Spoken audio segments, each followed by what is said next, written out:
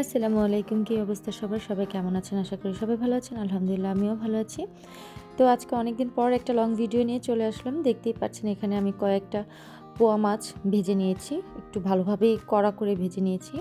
তারপরে এখানে তেলের ভিতরে পেঁয়াজ দিয়ে দিলাম, হালকা বাদামি রঙের করে নিচ্ছি। এর মধ্যে দিয়ে দিচ্ছিলাম একটু রসুন বাটা। যেহেতু আমি সব তরকারিতে রসুন বাটা ব্যবহার করি, তাই এখানেও একটু রসুন বাটা দিয়ে দিচ্ছিলাম। তারপর এটাকে ভালোভাবে একটু ভেজে নিচ্ছিলাম। তারপরে এখানে কয়েকটা কাঁচামরিচ কেটে তারপর এখানে দিয়ে দিলাম। তা আমি ভাবছিলাম যে ভিডিওটা করব না, তারপর ভাবলাম যে না, একটা পোয়া মাছের রেসিপি আপনাদের সাথে শেয়ার করেই ফেলি। এই তরকারিটা আমার হাজব্যান্ড খুব পছন্দ করে, আর মীরা ব্রিজনও খুব পছন্দ করে পোয়া মাছটা, তাই ভাবলাম আপনাদের সাথে শেয়ার করে ফেলি আজকে যেহেতু মাছটা রান্না করছি। তো এখানে দিয়ে দিচ্ছি পরিমাণ মতো মরিচের গুঁড়া। তারপরে দিয়ে দিচ্ছি এখানে একটু হালকা পানি, কারণ পানিটা দিলে কি হয়, তাহলে মশলাটা পুড়ে যায় না, এর জন্য আর কি। যতটুকু পরিমাণ ঝাল খাবেন ওরকম। তারপর স্বাদ মতো লবণ, যেহেতু আমি মাছটাকে একটু কড়া করে ভেজেছি, একটু অল্প করে লবণ দিয়েছি, কারণ মাছটাতে আমি লবণ দিয়ে ভালোভাবে মেখে নিয়েছিলাম। তারপরে এখানে দিয়ে দিচ্ছি হলুদের গুঁড়া। তারপরে দিয়ে দিচ্ছি এখানে ধইনার গুঁড়া, কারণ আমি সব তরকারিতেই ধইনার গুঁড়া ব্যবহার করি। তারপরে আর একটু পানি দিয়ে এটাকে ভালোভাবে মিক্স করে নিচ্ছি। মিক্স করে এটাকে ভালোভাবে কষানোর জন্য রেখে দিব। তারপরে তো এখানে হালকা আবারও একটু পানি অ্যাড করে তারপরে আমি ঢাকনা দিয়ে ঢেকে দিচ্ছি। এটা কষানো হতে থাকুক। একদম আমার কষানোটা হয়ে গেছে, দেখতেই পাচ্ছেন তেলটা একদম উপরে চলে এসেছে।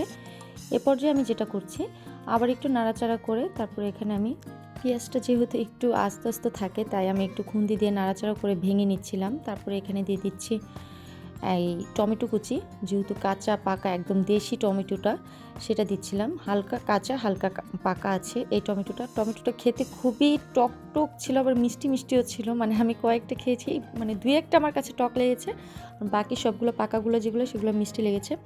তাই এই টমেটো দিয়ে কিন্তু এই শীতকালীন কিন্তু এই পোয়া মাছের এরকম ঝোল রান্না করলে কিন্তু অসাধারণ লাগে। তারপরে এটাকে আবারও একটু হাই হিটে রান্না করে নিলাম।